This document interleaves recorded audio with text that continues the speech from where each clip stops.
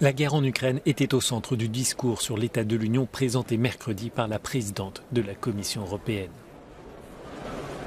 Ursula von der Leyen est arrivée accompagnée de la première dame ukrainienne, Olena Zelenska, la femme du président, saluée par l'ensemble du Parlement européen.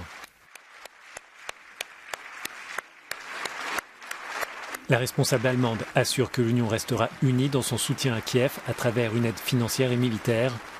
Ursula von der Leyen souligne aussi que les sanctions contre la Russie vont s'inscrire dans la durée. C'est aussi une guerre sur notre énergie, une guerre sur notre économie, une guerre sur nos valeurs et une guerre sur notre avenir. C'est l'autocratie contre la démocratie. Et je suis ici avec la conviction qu'avec courage et solidarité, Vladimir Poutine échouera et l'Ukraine et l'Europe vaincront.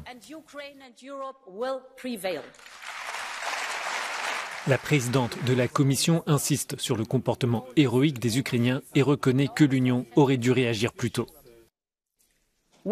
Une des leçons de cette guerre est que nous aurions dû écouter ceux qui connaissent Vladimir Poutine.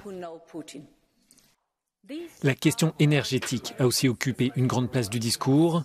La guerre entraîne de lourdes conséquences sur l'économie européenne. La présidente de la Commission annonce une réforme du marché de l'énergie, dont le découplage des prix du gaz et de l'électricité.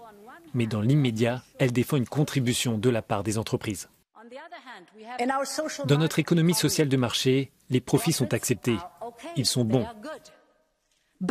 Mais en cette période, il n'est pas correct de recevoir des revenus extraordinaires, des profits tirés de la guerre et sur le dos des consommateurs. En ces temps, les profits doivent être partagés et réorientés vers ceux qui en ont le plus besoin.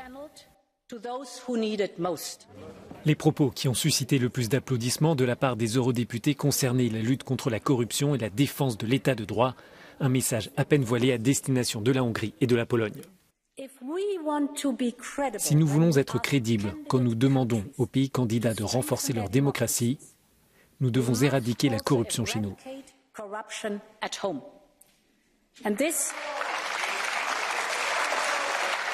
Ursula von der Leyen met aussi sur la table une série de propositions pour les PME.